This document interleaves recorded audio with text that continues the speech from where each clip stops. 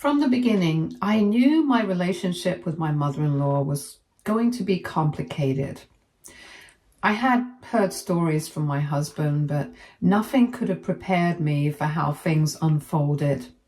You see, my mother-in-law has two sons, my husband Charles and his older brother Ethan. From a very young age, mother-in-law liked to make all the decisions regarding the family.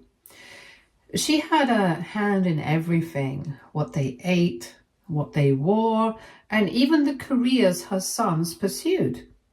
At first, I admired her for being so involved and dedicated to her family. It seemed like everything ran smoothly because of her.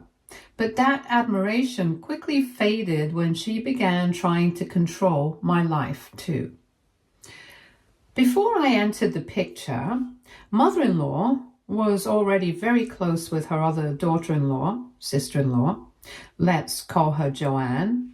Joanne was practically worshipped in mother-in-law's eyes. She was the perfect wife for her older son, Ethan. And as if their relationship wasn't already unsettling, mother-in-law had been best friends with Joanna's mother for years. They were inseparable, like two sides of the same coin. In fact, my husband once told me that when he and Joanne were kids, mother-in-law used to joke about how they should get married one day. It was clear that in mother-in-law's mind, Charles and Joanne were meant to be together. But life didn't go according to her plans, and Charles chose me instead. So, guess who became the target of mother-in-law's unresolved anger? Me. From the moment Charles and I started dating, it was like I had disrupted this perfect little fantasy world she had built in her head. She would make passive-aggressive comments about how close Joanna was to the family and how difficult it must be for me coming into such a tight-knit circle. It was one of those relationships where you felt like an outsider before you even had a chance to prove yourself. Charles had mentioned almost nonchalantly how obsessed his mom was with Joanne even before Joanne and Ethan got married. He'd laugh about how they would spend hours on the phone talking about everything, from recipes to holiday plans. Joanne and her mother would join mother-in-law on shopping trips, weekend getaways, and even family vacations. It was like they were one big happy family, and the rest of us were just there watching from the sidelines. Mother-in-law had no problem comparing me to Joanne, how she had better taste, better social skills, and always knew how to fit in. Joanne was mother-in-law's golden standard, and no matter what I did, I couldn't measure up. It wasn't even subtle. Mother-in-law would throw out little barbs like, Joanne would have handled this better, or Joanne knows how to take care of things without needing help. It was exhausting, but I tried not to let it get to me. I thought that once I married Charles, her son, and showed her that I was committed, things would change. But I quickly realized mother-in-law had made up her mind long before that. In her eyes, I wasn't Joanne, and that was enough for her to treat me like an outsider in my own family. Joanne was part of the family's legacy, a picture-perfect daughter-in-law, while I was just an inconvenience. When Charles and I announced our engagement, I remember her reaction clearly. It felt like a disappointing event for her. She barely masked her disapproval, wearing a thin, fake smile and offering a sarcastic congratulations. I'll never forget the snarky comment she threw at me. Well, you won the lottery, as if Charles marrying me was some kind of mistake or fluke, and I should be eternally grateful. The wedding was a nightmare. She made it obvious that she was disinterested the whole time, barely participating in any of the preparations unless it was to criticize something. Even when I tried to include her by taking her wedding dress shopping, she somehow managed to turn it into a disaster. Guess who she brought with her? Joanne. At first, I tried to brush it off, thinking maybe she just wanted to have someone there she felt comfortable with. But that illusion was shattered when she mocked every gown I tried on. She'd laugh and whisper to Joanne about how unflattering the dresses looked on me, and then she'd encourage Joanne to try one on instead, saying, "You'd look so much better." I could barely hide my frustration. Mother-in-law took every opportunity to undermine me on what should have been one of the happiest days of my life. Things came to a head when Charles had to intervene. After watching his mother's behavior, he took her aside and made it clear she needed to respect our decisions and stop treating me like I was second rate. Of course, mother-in-law played innocent, pretending she had no idea her behavior was hurtful. But I could see it in her eyes. She knew exactly what she was doing. After the wedding, I thought things might calm down, but I couldn't have been more wrong. When I got pregnant, I thought for sure mother-in-law's attitude would shift. I was carrying her first grandchild, after all. I naively believed that would soften her heart, that maybe this baby would be the bridge to finally bring us together. But instead of excitement or support, I got criticism and coldness. Mother-in-law was livid. Although she never said it outright, I could feel her resentment in the way she spoke to me. Her passive-aggressive remarks about how it was too soon for us to have a baby and how Joanne and Ethan were still waiting for the right time. It was almost like she thought Joanne was the one who should have had this baby, not me. Then came the bombshell. Joanne and Ethan had been trying to conceive for years, and they had finally gotten the results of some fertility tests.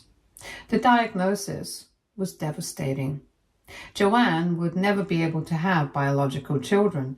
My heart broke for her. No matter what had happened between us, I could imagine how painful that news must have been for her, especially after trying for so long. I reached out to offer my support, but Joanne was too distraught to talk. I understood and gave her the space she needed to process the news. But while everyone was processing Joanne's devastating news, mother-in-law's attitude towards me became even more toxic. It was like she blamed me for being pregnant, as if my ability to conceive was some sort of insult to Joanne's struggles. She began to escalate her passive-aggressive behavior, making snide comments about how I wasn't considering Joanne's feelings. Every time I mentioned the baby or discussed preparations, mother-in-law would either change the subject or make me feel guilty for being pregnant. She'd say things like, "Joanne would have been such a great mother," completely ignoring my presence. It became clear that in her mind, Joanne deserved this baby more than I did. I was just an obstacle standing in the way of what mother-in-law believed should have been Joanne's motherhood journey. It wasn't just her hurtful comments, though. Mother-in-law took every opportunity to undermine me during my pregnancy. She'd show up unannounced at our house, criticize the choices I was making for the nursery, question the baby clothes we had picked out, and even monitor my diet, telling me what I should and shouldn't be eating. Nothing I did was right in her eyes. If I bought something pink for the baby, she'd roll her eyes and say, "Blue would have been better. Joanne would have picked blue." If I mentioned how tired I was, she'd brush it off with a dismissive, "Pregnancy is nothing. Joanne would have handled it like a pro." One particular incident sticks out in my mind. Mother-in-law came over one afternoon to help with the nursery. I had just finished putting together the crib and was excited to show her, but instead of even acknowledging the effort I had put in, she walked into the room, took one look, and immediately started criticizing everything. "This crib? It's way too plain. Joanne would have gone for something more elegant, and these colors, too bright, don't you think? Joanne would have chosen softer tones."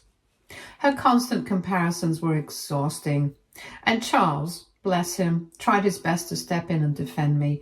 He confronted his mother, telling her that she was overstepping and that she needed to stop. But as always, mother-in-law brushed him off, claiming she was only trying to help. We both knew that wasn't true. She was punishing me, not just for being pregnant, but for the fact that Joanne couldn't be. And deep down, I think mother-in-law resented me for being the one to give her a grandchild, something she had always envisioned Joanne doing first. As my due date got closer, mother-in-law's behavior only worsened. She became more aggressive in her attempts to control the situation. One evening, she even suggested that Joanne should be in the delivery room with us, saying she deserves to be a part of this, since she'll never get the chance to experience it herself. I was speechless. The audacity of her suggestion left me fuming. But I held my tongue, not wanting to cause a scene. But Charles wasn't having any of it. He shut mother-in-law down immediately, telling her that this was our moment and Joanne had no place in the delivery room. Mother-in-law's response was typical. She played the victim, claiming she was only trying to include Joanne out of compassion. But I could see through her act. It was all about control, about making sure Joanne still felt superior, even in a situation where she had no right to be involved. I knew then that no matter what I did, mother-in-law would never accept me as part of the family. I wasn't Joanne, and that was all she cared about. The worst part was that mother-in-law's behavior wasn't just affecting me. It was putting a strain on my marriage. Charles was caught in the middle, torn between standing up for me and trying to maintain a relationship with his mother. But I could see it was wearing on him. He was starting to realize that his mother's obsession with Joanne wasn't just harmless favoritism. It was toxic, and it was slowly poisoning our family. Things got worse after my baby was born. I remember the moment mother-in-law first laid eyes on my son. There was no warmth in her expression. Instead, I saw something unsettling, like she was calculating. All of a sudden, it was as if my baby didn't belong to me. In her mind, he was meant for Joanne. She started making comments about how heartbreaking it must be for Joanne to watch us with our child. And she even suggested that we should spend more time with Joanne to share the joy and make her feel included. At first, I thought it was just mother-in-law being her usual manipulative, overbearing self. But then she crossed a line I never expected. She started making strange comments about how Joanne was meant to be a mother and how some people just aren't cut out for it. I didn't understand what she was getting at until one day my husband overheard her on the phone telling someone, probably Joanne's mother, that she was thinking about calling Child Protective Services, CPS. I was in shock. She was actually planning to take my baby away from me for Joanne. I thought it was just an empty threat, but a few days later, a CPS caseworker showed up at our door. The allegations were vague: neglect, emotional instability, and unfit parenting. It was all complete nonsense, but just enough to raise suspicion. Mother-in-law had actually gone through with it. She called CPS trying to get our child taken away. I was floored. The caseworker was polite but distant, clearly just following protocol. But the fact that they were even there at all was terrifying. My husband, for the first time, looked genuinely afraid. We had never imagined something like this could happen, but here we were, being investigated because my mother-in-law was so obsessed with her other daughter-in-law that she was willing to destroy our family to fulfill her fantasy. The worst part?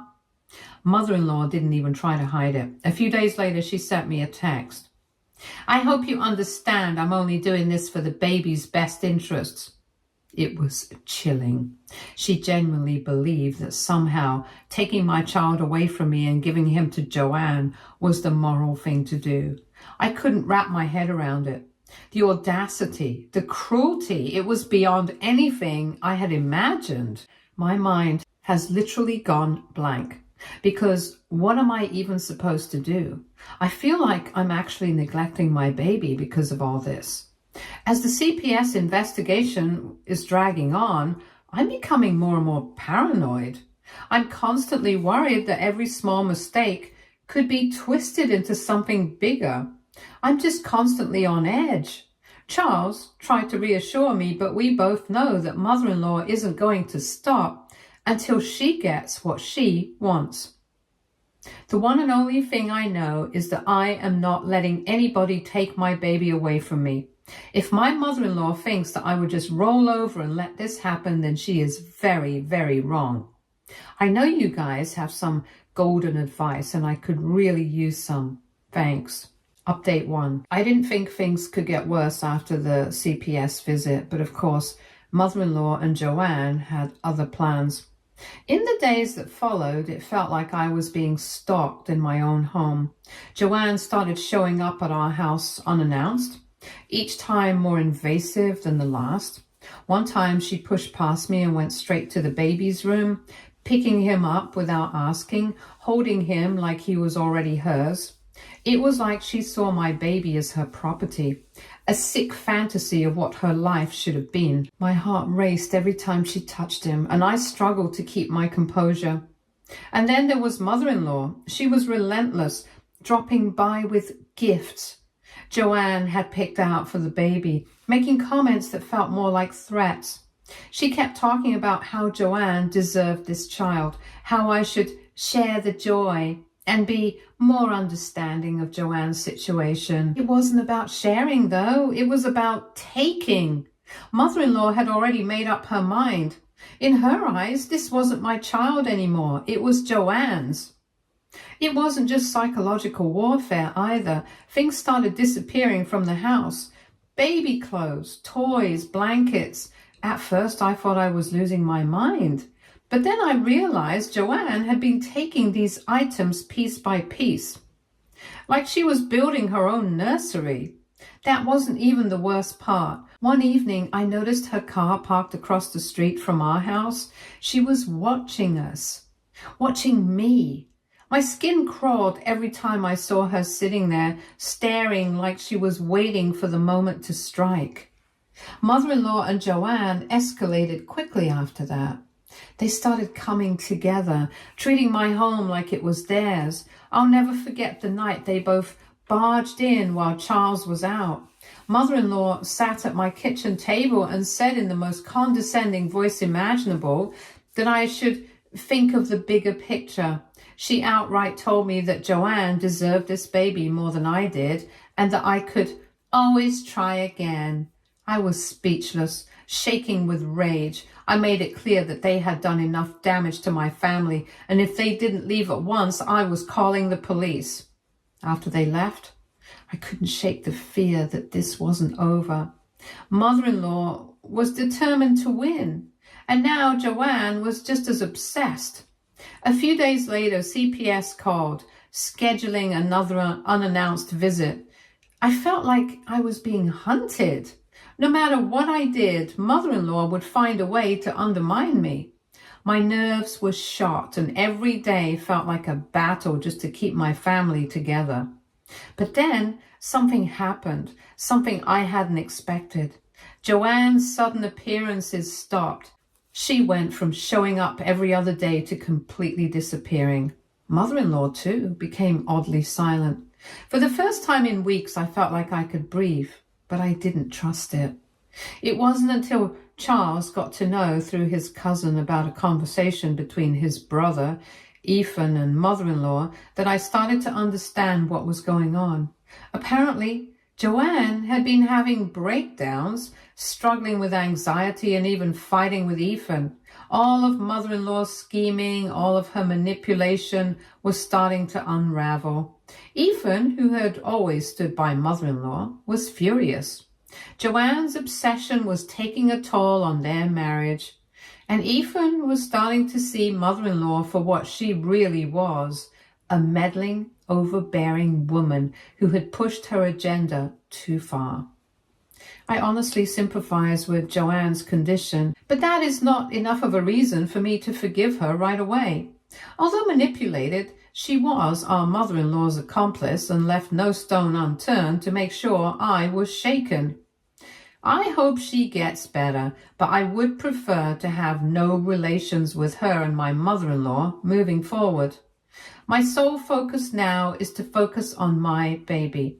I read through all of the comments you guys wrote under my post, and they have been really helpful. I'm trying my best to put up a strong front. I will let you guys know if anything else happens. Update 2. After days of turmoil, I'm relieved to say that the CPS case has officially been closed. The caseworkers found no substantial evidence to support the claims mother-in-law made, and after speaking to a few family members, they started to get the full picture of what was really going on. The officers couldn't ignore mother-in-law's toxic involvement, and once they saw how everything tied back to her, they realized this was more about a family feud than any actual concerns for our baby's well-being. Legally, we were in the clear. The investigation was closed with no further concerns, and I finally felt like I could breathe again. But while the CPS nightmare was over, the fallout from mother-in-law's actions was just beginning, and the damage she had caused was starting to unravel in ways I hadn't anticipated. It's been a few weeks since the CPS case was officially closed, and while the relief still lingers, the fallout from mother-in-law's actions has only grown. The tension within the family is palpable, and the cracks in mother-in-law's facade are impossible to ignore. Ethan and Joanne's relationship is on the verge of collapse, and mother-in-law is starting to realize that the very thing she was trying to protect, her perfect vision of her family, is falling apart right in front of her. When CPS cleared us, I thought maybe we'd finally get a break, a moment of peace to just enjoy being new parents. But of course, mother-in-law wasn't about to let things go that easily. Once she realized she had lost control over us, she scrambled to regain it in her most predictable way by playing the victim. Charles' aunt, who has stayed in touch with us, mentioned that mother-in-law had been making the rounds, calling up extended family members and spinning this ridiculous sob story about how she was only trying to protect the family.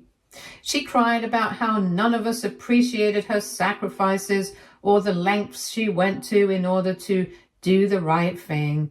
It was almost laughable, except this time nobody was buying it. Even her staunchest supporters, who had once clung to every word she said, were beginning to see her for what she truly was, a manipulative woman who had pushed things way too far. The whispers about how she had betrayed her own son and daughter-in-law by calling CPS were starting to spread. People who used to defend her were distancing themselves, no longer willing to turn a blind eye to her behavior. But the real shock came when Ethan and Joanne decided to take some time apart.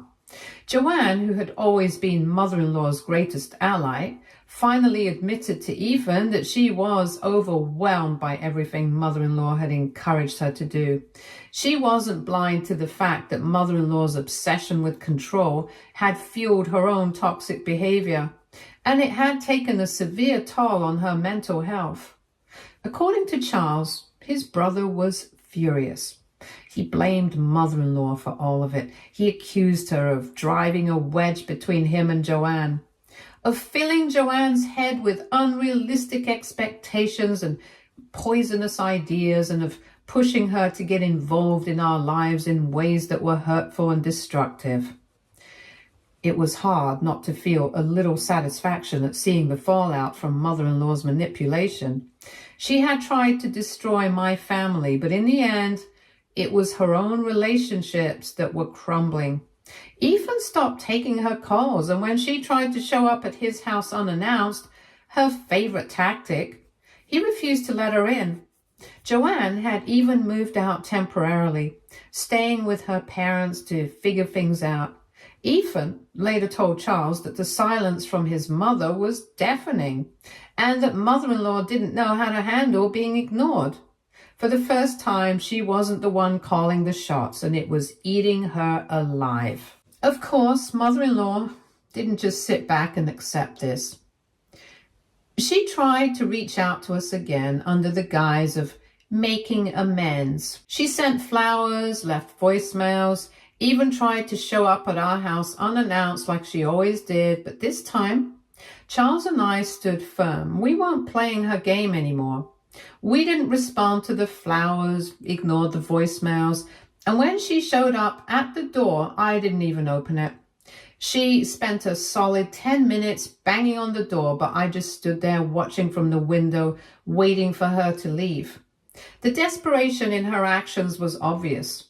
Mother-in-law had always been the queen bee, the one who controlled everything, but now she was realizing that no one was following her lead anymore. Joanne wasn't coming to her for advice. Ethan was cutting her out of his life. And Charles and I had set boundaries that she couldn't break through. For the first time, mother-in-law was truly alone. And then karma dealt its final blow.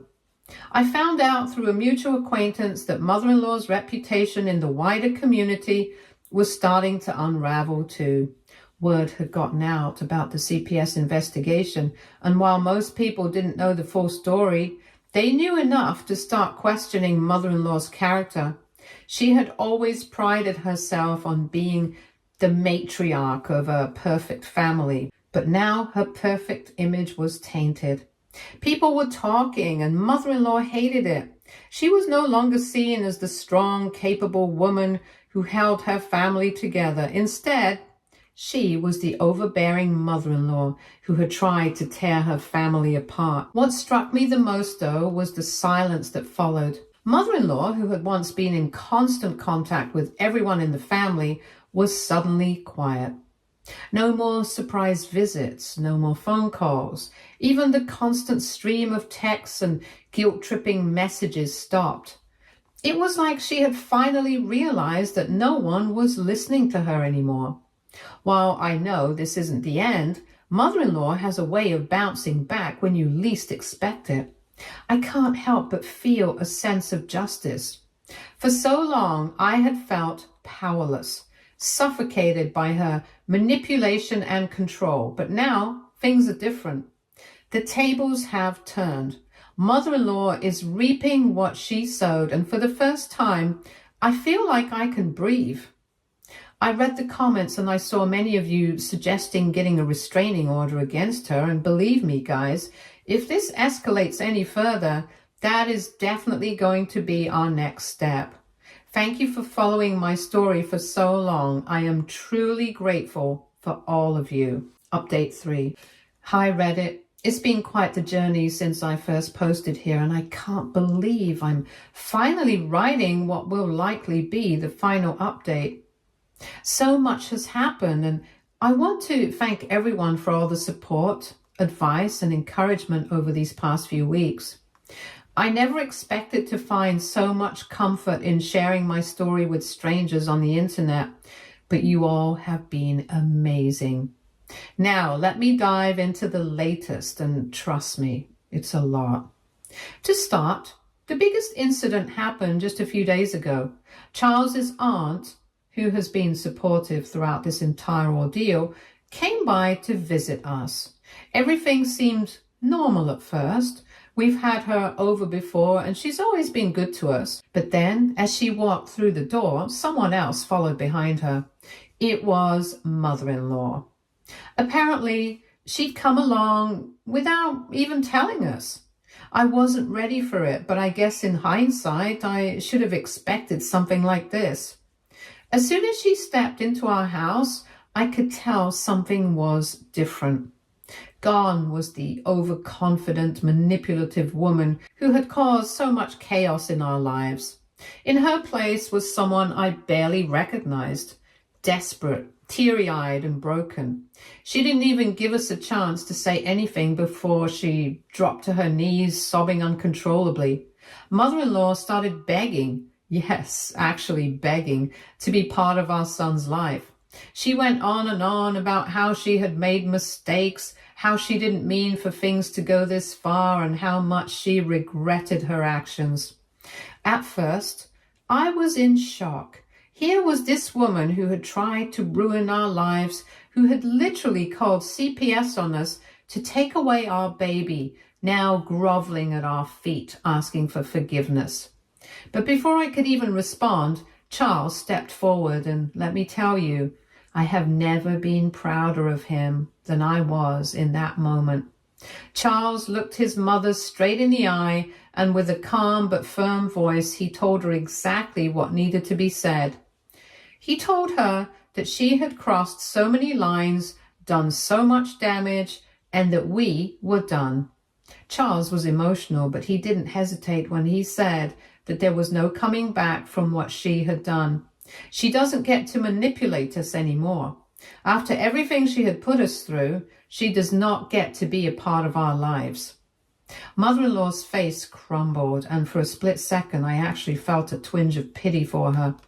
But then I remembered everything, how she tried to take my baby, how she manipulated Joanne and Ethan, and how she nearly tore our family apart. That pity vanished as quickly as it came. She didn't deserve our forgiveness, and Charles made that crystal clear. After what felt like an eternity of her pleading, Charles's aunt finally stood up and escorted mother-in-law out of the house. He also said that this was the last warning she was going to get, because if she was seen in this neighborhood ever again, we would get a restraining order against her. It was a surreal moment watching her leave, still sniffling and clutching at her aunt like a lifeline. I half expected her to try one last attempt to guilt us into letting her back in, but she didn't. She just left, defeated, and for the first time, I felt like we had truly closed that chapter of our lives. But it didn't end there. Charles has been in touch with his brother Ethan throughout this whole ordeal, and there's a lot of stuff to unpack there. Many of you asked about Joanna after my last update, and while she hasn't been around, we've learned a lot about what's been going on with her. Ethan and I talked, and he explained that Joanne hasn't been doing well emotionally. After everything that happened, she's been too embarrassed to focus on us, and I can't really blame her for that. The other day, we invited Ethan and Joanne over to talk things out, but when the day came, only Ethan showed up. He told us that Joanne was too ashamed to come, but he wanted to give us her side of the story, and honestly, it was even more complicated than I had imagined. Remember when I told you guys that mother-in-law and Joanna's mom were close friends? Well, that bond gave mother-in-law a lot of control over Joanna's life from a young age. Joanna's mother was often absent, and she relied on mother-in-law for advice and guidance. What Joanne didn't realize, though, was that mother-in-law was manipulating her from the very beginning. Apparently, when Charles and I started dating, mother-in-law began planting seeds of doubt in Joanna's mind. She told her things like, she's just trying to take Charles away from the family, or she's going to use you and your family to get what she wants. Joanne, desperate for approval from her one and only mentor, believed every word of it. Ethan explained that Joanne always wanted kids. She was devastated when she found out she couldn't have them, and the fact that I was pregnant at the same time only added fuel to the fire. Mother-in-law, of course, played on Joanna's insecurities, convincing her that I was the enemy. Joanne was so caught up in mother-in-law's manipulations that she couldn't see what was really happening. And when mother-in-law suggested that they call CPS to protect the baby, Joanne went along with it, thinking it was the only way to make things right. Listening to Ethan, I realized that Joanne was just as much a victim of mother-in-law's manipulation as I was, though in a different way. She had been conditioned to believe that mother-in-law had her best interests at heart, but in reality, mother-in-law was only using her to further her own twisted agenda. Ethan didn't expect us to forgive Joanne for what she did, and honestly, I'm not sure if I'm ready to. But he wanted us to know that she's not the same person she was when all of this started. She's in therapy now, trying to unravel the years of manipulation she suffered at the hands of mother-in-law. Ethan also admitted that the whole situation nearly drove him and Joanne to divorce. He was furious when he found out how deep mother-in-law's influence went, and it nearly destroyed their marriage. But now they're trying to work through it. They've started couples therapy, and Ethan says it's been helping. I think it's the best thing they can do right now. If they're going to move forward, they need to rebuild their relationship from the ground up. I told Ethan that while I'm not ready to forgive Joanne yet, I hope she finds the peace and healing she needs. Talking with Ethan only reinforced our decision to cut mother-in-law out of our lives completely. She had been pulling the strings for too long, and we couldn't let her have any more control over our family. This wasn't just about protecting ourselves anymore. It was about breaking the cycle of manipulation that mother-in-law had created. There's one more thing I wanted to share with all of you. Charles and I have decided to move to a new city. Charles recently got a new job offer, and honestly, I couldn't be prouder of him. He nailed the interview even with everything that's been going on, and we both feel like this is the fresh start we needed. We've done our research, and the new city has everything we're looking for: great schools, daycares, hospitals, and best of all, it's far away from mother-in-law. I can't even begin to tell you how much I'm looking forward to this move. It feels like the final step in reclaiming our lives from the chaos that mother-in-law created. We'll be able to raise our son in a healthier environment, surrounded by people who genuinely care about us and aren't trying to control our every move. I'm excited for the future in a way I haven't been in a long time. Before I wrap this up, I just want to say thank you, Reddit. You've been with me every step of the way, offering support, advice, and encouragement when I needed it the most. I don't think I could have gotten through all of this without you. From the CPS scare to mother-in-law's manipulations to finally taking back control of our lives. You've been there, cheering us on. I'm grateful beyond words. So here's to a fresh start, free from mother-in-law's toxic influence. Here's to healing, to growth, and to moving forward. I don't know what the future holds, but I do know one thing: we're going to be okay. Thanks for caring and encouraging us through this wild ride. Stay tuned for more stories from our girl relationships.